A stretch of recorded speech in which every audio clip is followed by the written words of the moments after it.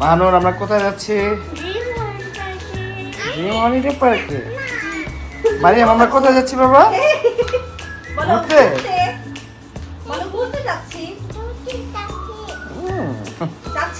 তো আমরা এখন ড্রিম হলিডে পার্কে যাব।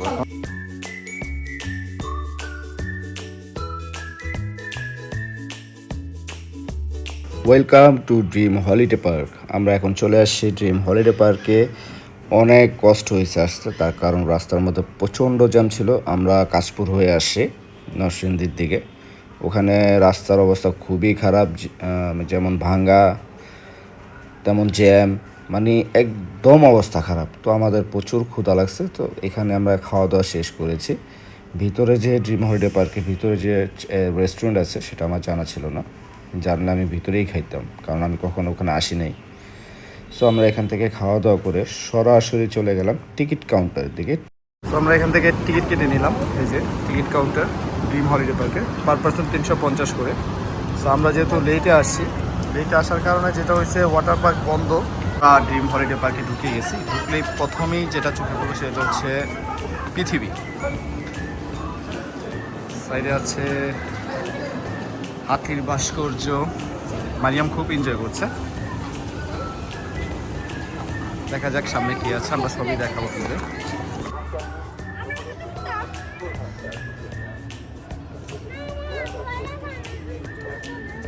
এটা বাইরে উঠবো না, আমরা বাইরে গিয়ে।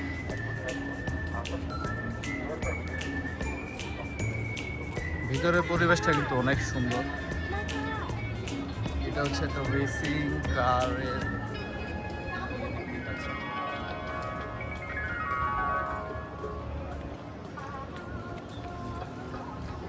ওখানে আবার ওয়াটার বোর্ড আছে সামনে।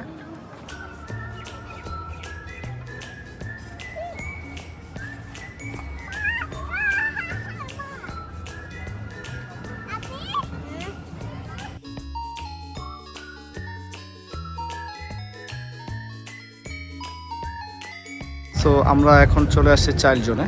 এটা হচ্ছে 4 জনের টিকিট। পার টিকিট মূল্য হচ্ছে 70 টাকা করে। একটা টিকিট কাটতে এখানে অনেকগুলো রাইড আছে। সো একটা রাইডে ওঠা যাবে, যে কোনো একটা চুজ করে 70 টাকার টিকিটে ওঠা যাবে। সো মিথি আর মাহানুর উঠে গেছে। মিথি, মাহানুর, মারিয়াম সুইং কারে। এটা হচ্ছে সুইং কার।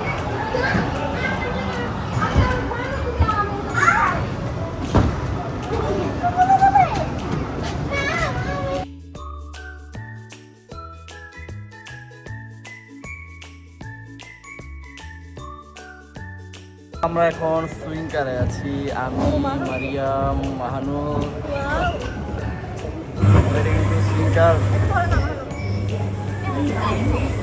আসলে রাইডটা আমার পক্ষে বা আমার বাচ্চাদের পক্ষে সম্ভব ছিল না। এটাতে এনজয় করতেছিল হচ্ছে মাহানুর আর মিথি, কারণ প্রচণ্ড পরিমাণে মাথা ঘুরতেছিল। মারিয়ামের জন্য আসলে এইসব টাইপের রাইডই ঠিক আছে, মানে মারিয়ামের জন্য আর হচ্ছে যারা ছোট বাচ্চা 5 বছরের নিচে যারা, তাদের জন্য এইসব রাইড একদম পারফেক্ট আমি মনে করি।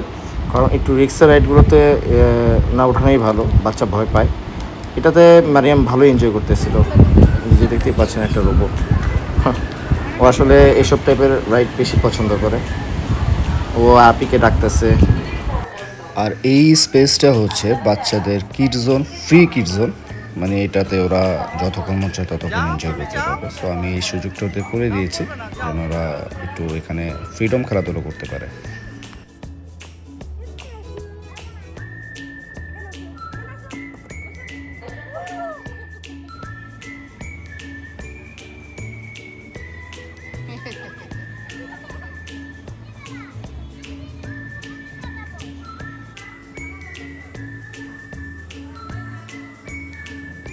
আর মারিয়ামের কথা কি বলবো, বাবারে বাবা, ও তো ডাইনোসর দেখে প্রচণ্ড পরিমাণে ভয় পেয়ে গেছে।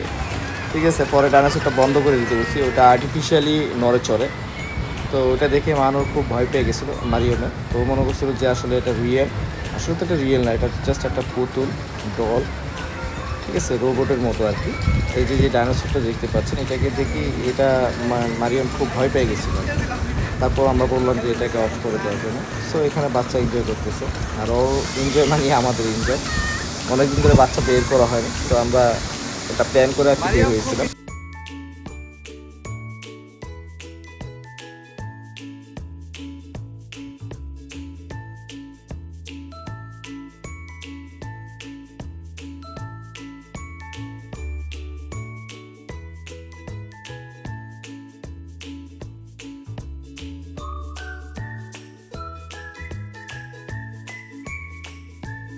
এখানে আবার মাহানুর বায়না করতেছিল যে বাবা চলো আমরা ভিডিও গেমস খেলি। সো আমি বললাম যে আচ্ছা ঠিক আছে চলো আমরা ভিডিও গেমস খেলি। সো এখানে আমি, মাহানুর, মারিয়াম ভিডিও গেমস খেলতেছিলাম। বেসিক্যালি আমি আর মাহানুর নিয়েছিলাম। তো বাচ্চাদের তো জানেনি ওরা কীরকম। সো মারিয়াম বলতেছে যে বাবা আমিও খেলবো। আমি বললাম ঠিক আছে তুমি খেলো, আসো। এই যে দেখতেছেন আমার বুতি গুলি করতেছে, গুলি করতে করতে নিজে গেমে শেষ, একদম অস্থির অবস্থা। আবার বলতেছে তার নাকি হাত ব্যথা হয়ে গেছে। ম্যাজিক করছে।